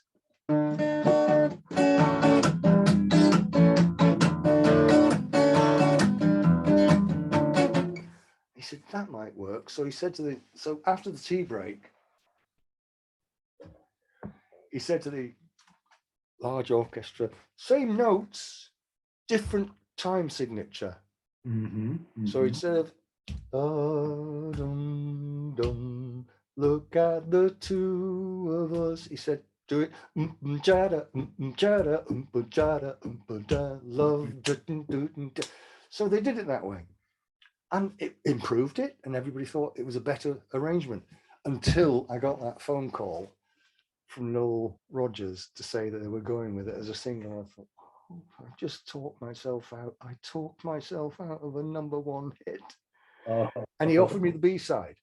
He said, I know you're disappointed, but can we use your song on the B-side? And I made the biggest mistake of my life. And I said, no, I don't think that's going to be a hit for Shirley. So you better keep my song as a reserve for a quick release as the single for the album. And of course, the one that they released was in the charts for 46 weeks, something like that. Yeah. It peaked at 6, but it was in the charts and sold regularly for a long time. And that decision I made on the phone that day to take, because are you aware of the technology of royalties? The A side of a single and the B side of the single get the same royalty. Okay. The performance royalties is different. The A side of a single obviously is performed more than the B side, so the performance royalties are less, but the actual mechanical royalties are the same for the A and the B side. And I probably made the mistake of losing something in the region in those days of about 40 or 50,000 pounds. Again, it doesn't matter. I'm not bitter. I am genuinely not bitter. I tell it as an anecdote because, you know, I'm 75, I'm still breathing, got 6 beautiful kids. I live in a wonderful house with a lovely wife. I'm healthy and I've got a dog and we've got everything we need. Excuse me, I've got nothing to complain about. And I had a great career with many opportunities, some of which were successful, some of which were unsuccessful, mainly by my own decisions. But, you know, yeah, I wouldn't change anything. Little lighthearted relief here. You remember in 1973, a funny thing happened when you and Martin Rushent were on a break from recording a Yes album. What happened? Oh my God. Oh wow. Yeah, we were Martin Russian was a very successful recording engineer, and I was learning to be a recording engineer because it was something I needed to do to learn more about the music industry. And I was the tape operator, and we were working on an album with a band called Yes, John Anderson, and they were making an album. I think it was called Close to the Edge. I can't remember the album.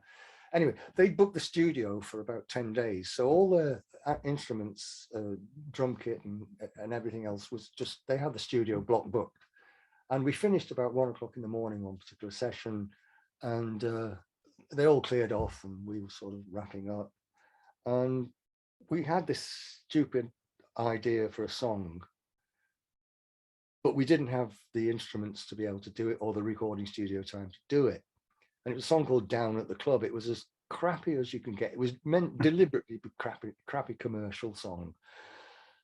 So we decided instead of going home, we would lay track after track after track down with all these instruments that were around. Now I could play anything with, I could play guitar and bass and a bit of keyboard.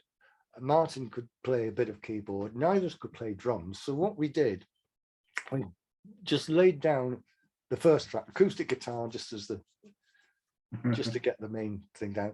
Then we put the drums on, and neither could play drums. So I'm on my hands and knees with my hand on the foot pedal going boom, boom, boom. With the snare drum stick going boom, boom. Because I can handle that on a drum kit. Martin, on the other hand, has got two sticks, and he's doing the ba-doom, ba-doom, cymbal crash, ba-doom. So we got boom, boom, boom. So we sound like there's a drummer playing. It wasn't. It was me and him doing our best. Okay. Then I put the bass on.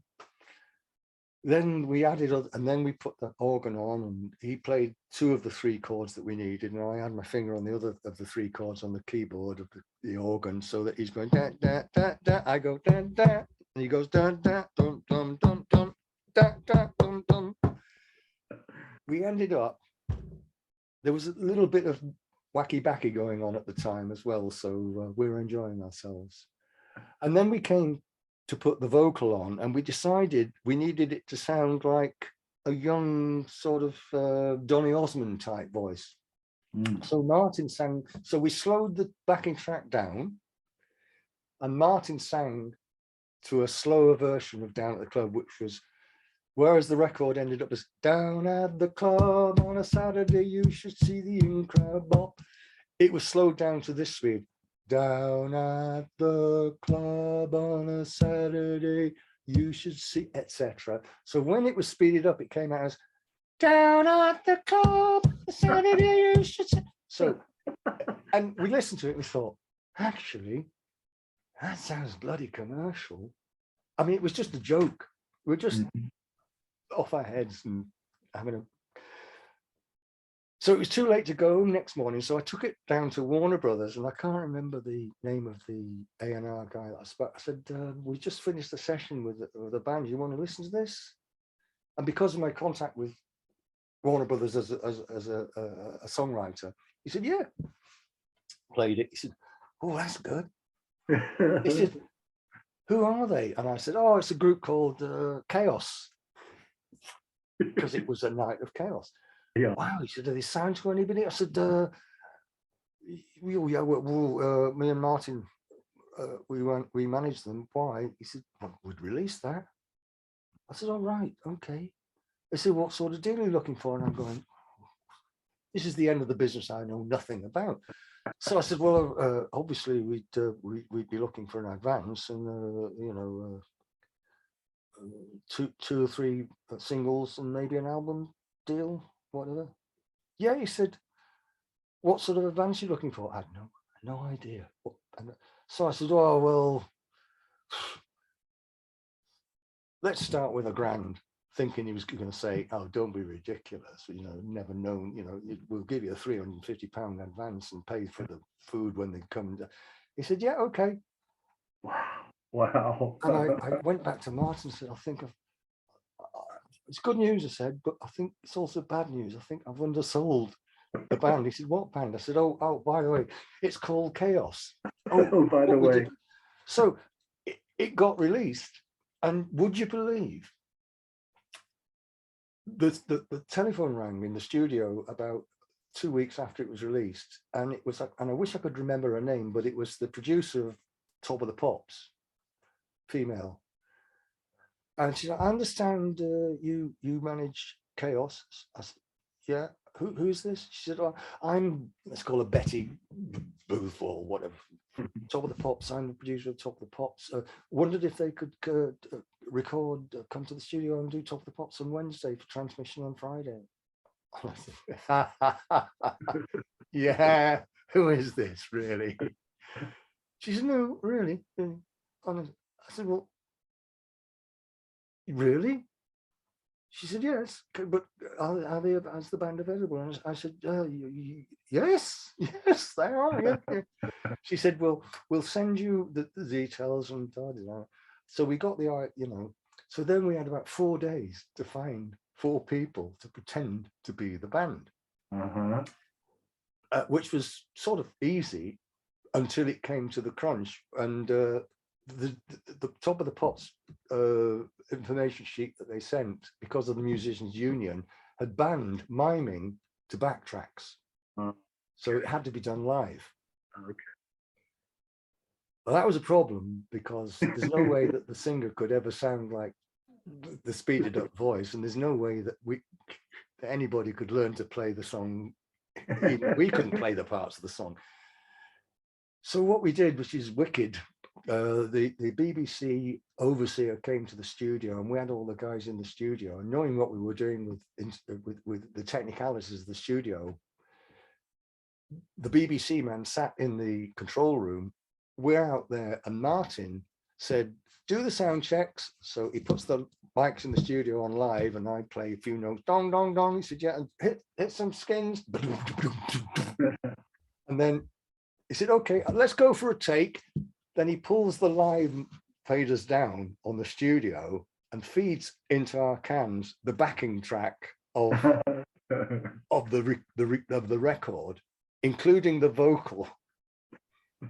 And we mime it in the studio with this guy making sure that we're performing it live. Yeah. And at the end of this performance, where we're just standing in the studio miming to the actual record, he says, okay, guys, sign here. I have witnessed that the music was performed live. Da, da, da, da, signed that, and off they went. Wow. And he took the tape of what he believed was the mix down of a recording we'd just done to the BBC. So when it came time, we managed to substitute that. So no, I've lost the plot. They actually broadcast the recording of the record, and we mimed it on Top of the Pops and got away with it. We didn't do very well with it, because whilst the record had actually entered the charts at about 39 or 38 or whatever, it bombed out completely next week anyway. So, but it was just one of those funny stories. Actually, the record has had a lot of people say they liked it and it should have been a hit. God knows what would happen if it had been a hit. That's a fantastic story. See, it's that's what I like. I like to hear stories like that. What about, there were 2 tracks, right? Chaos and Tank. So we decided, having got £1,000 for this fictitious group as an advance, I mean, that was amazing. A lot of money in those days. The next time we had an opportunity, we did one of my songs called Fast Train. I'll send you a copy of that as well. Yeah. And it was me singing in a most unusual way, because my voice is fairly mellow and ordinary, but this was a voice that was supposed to sound like Joe Cocker, and it was like, this train is a fast train and a slow train. So that's what I did. And the record company gave us another 1,000 advance for that. Talking about Joe Cocker, one of the beautiful experiences I had. It's like a name dropping session here. I didn't mean it to sound like that. When I was a so-called singer for Polydor with an album out and a couple of singles, I got sent to to Holland, to Holland's version of Top of the Pops, basically, to perform can't remember which, Kick a Tin Can was a single by down. And I'm in the side waiting to go on. Joe Cocker's standing next to me, and he's sweating profusely and very obviously agitated, nervous. And I said, "You okay?" Oh, lad, he said, "I just hate these things. I can't do the Newcastle accent, but I just get, I don't know why they want my voice." And I said, "You're joking. You the success you've had, you're nervous." I said, "This is the first time we've been on a television." "Ah, you'll be all right, lad. You'll be all right." Anyway, it was just seeing how somebody so successful with such a great accolade and repute could be so nervous about performing. I was nervous, but then I had every reason to be nervous because I'm a bloody useless singer. But you know, that was another lesson about success or failure. You know, it doesn't matter how successful you are, it doesn't necessarily make you feel better. Right. It's a small point, but I don't know if it has any relevance. But you know, that man. Sure. I think some artists are like they're perpetually nervous. I don't think they ever get. It may get easier the more that they perform, but I've heard some that are always nervous. You know, before. It's probably an essential part of the job. If you're not nervous, then if you don't feel anything, then you can't feel or present the emotion of the song. And that's another thing about Joe Cocker. His voice may not have been exactly Frank Sinatra-ish, but my God, he could sing with such feeling, and the feeling came across. Yeah. I mean, "Love Lifts Us Up Where We Belong." Right. It's strange to sing it, "Love lifts us up where we belong," but the way he delivers it, just touches your heart. The emotion. Yeah. Hey, I'm over animated. It's probably the beer. I'm glad I've only had one. That's fine. That's fine. I did one other point I wanted to make, and I read this on your Facebook page. Was when you write music, the times that are the most creative, when the juices start to flow, are that late at night. That late at night time. Yeah. I found I always like to hear that. When is the most creative time?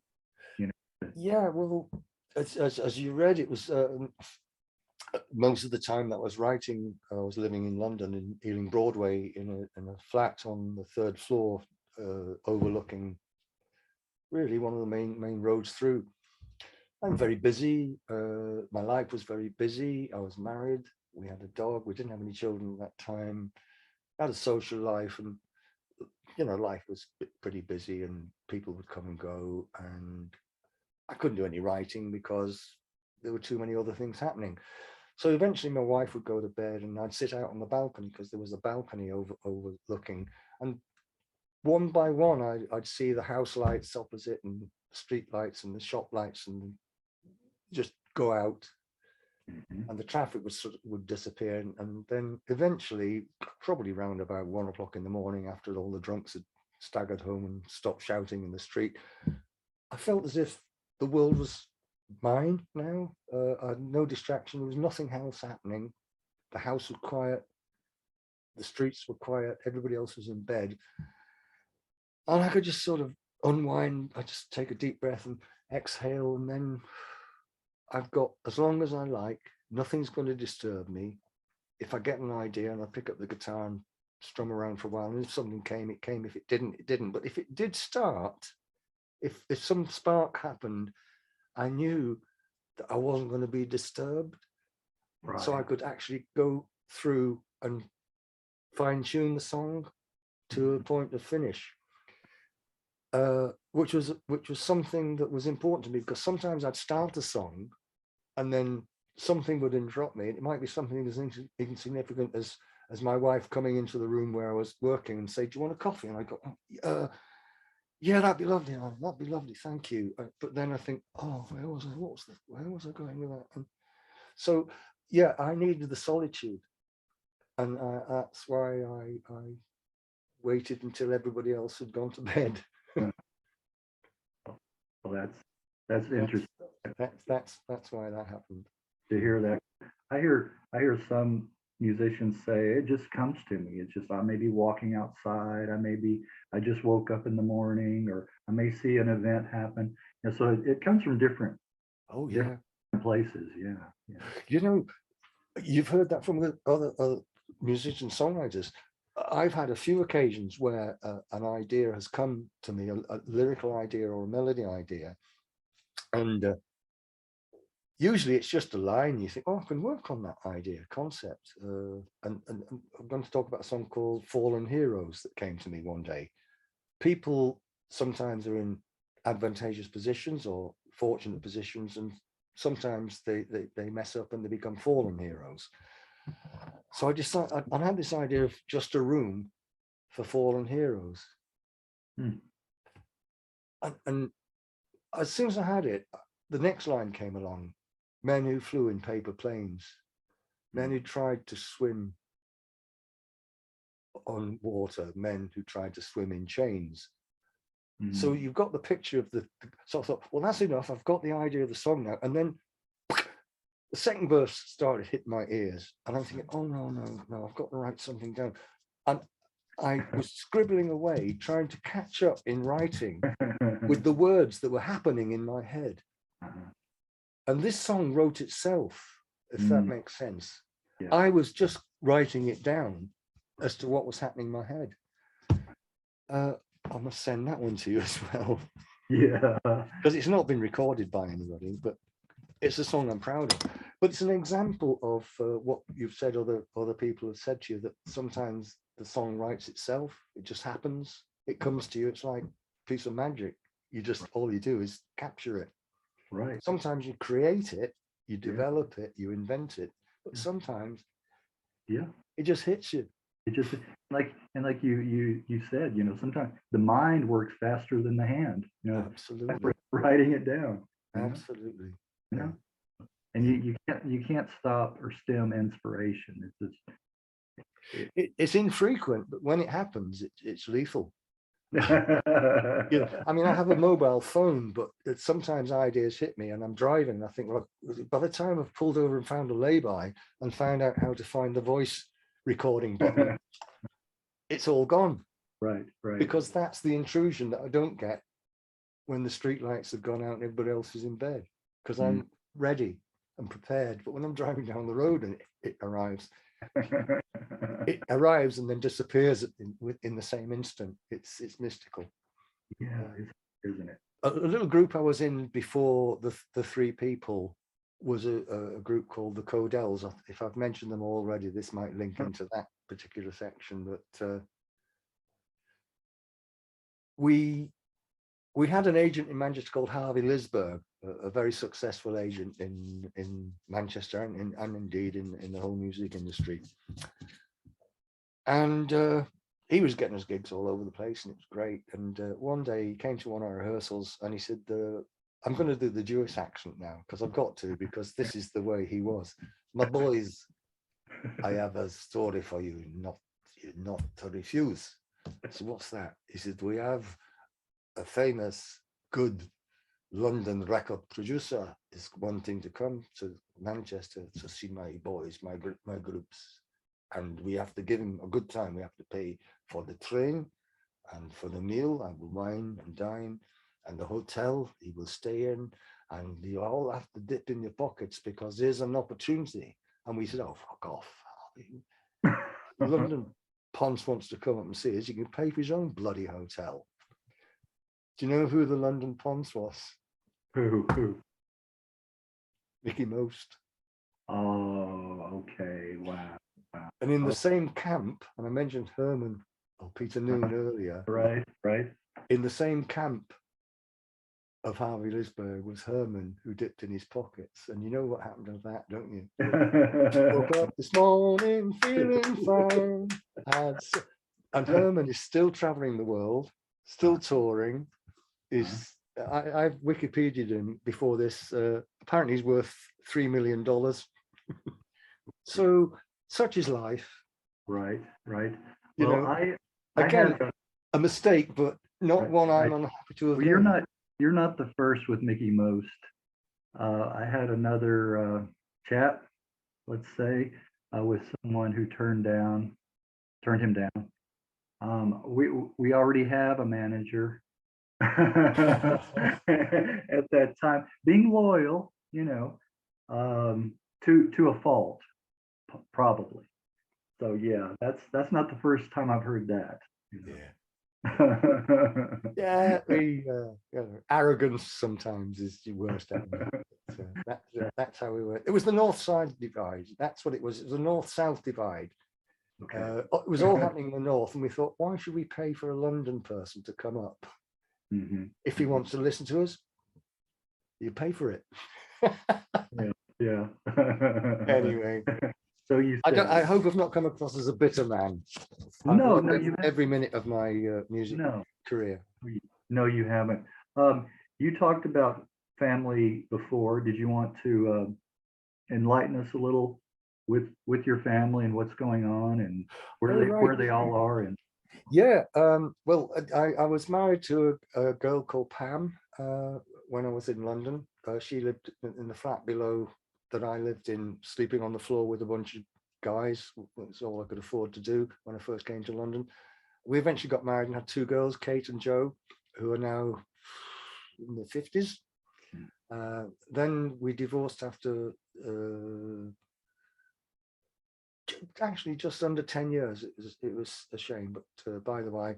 Then I was a bachelor for a long time, probably about 10 years, and then I met my second wife, and subsequently, despite me protesting that I've got two children and wouldn't ever have any more,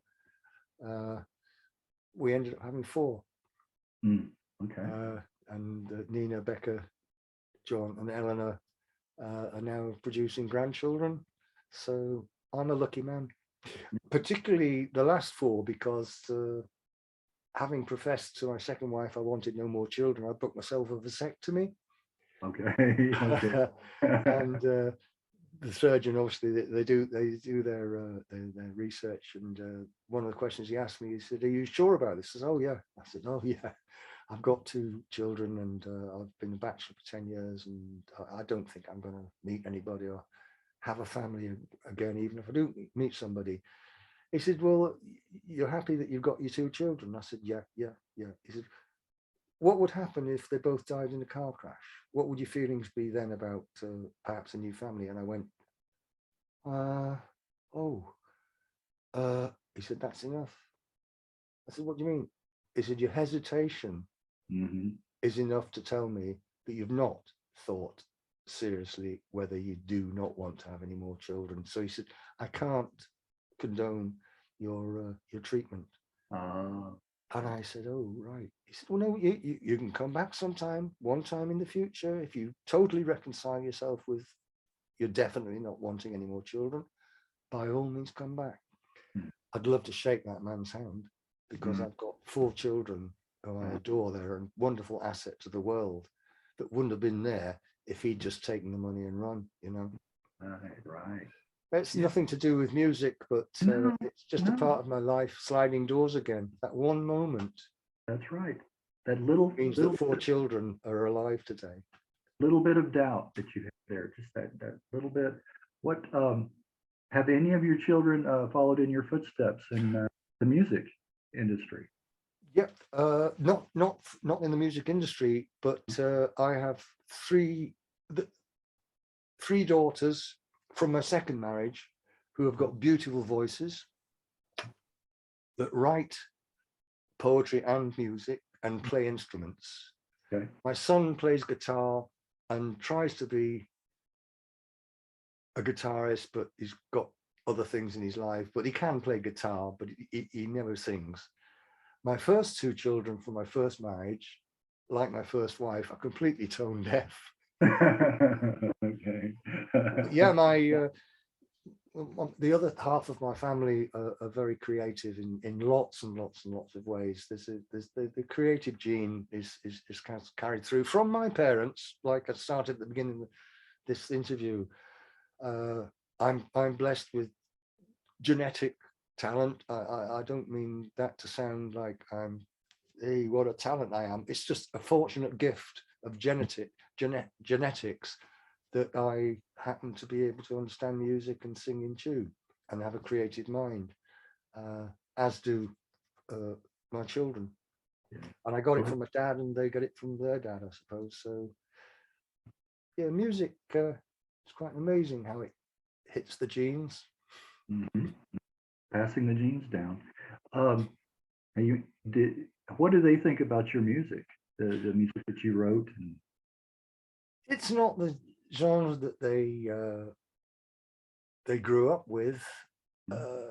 We all know what today's music is, but you know, they're proud of their dad. They're aware that I've had a degree of success, and but you know, they don't really listen to. They've not heard half of my catalogue. I mean, I wouldn't.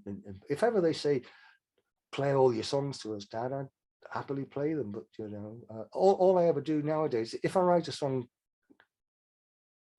now, because I do still write, but I write for fun, or I write like anybody else keeps a diary. I just keep a musical diary, and if I write a particularly song that I think they might like to listen to, and I've got a little recording studio on my PC, basically. I record it and I post it on what I call the family platform, and they listen. But you know, no, it's not. I mean, it was 50 years ago, Greg. You know, I can't really. They only know me as who I am now and what I've been doing in my recent life. You know, me and Susie and the dog, and that's the way it should be. Well, yeah. Well, that's what led me to. What are your hobbies or interests? What keeps you busy these days? Ah, right. Well, the guitar hangs on the wall untouched, like a picture, for probably 2 months at a time. And then now and again, I get the urge to bring it down and have a fiddle, or something moves me emotionally, which makes me want to write a few words down. And then sometimes they turn into a song. But, you know, the infrequency of writing is there because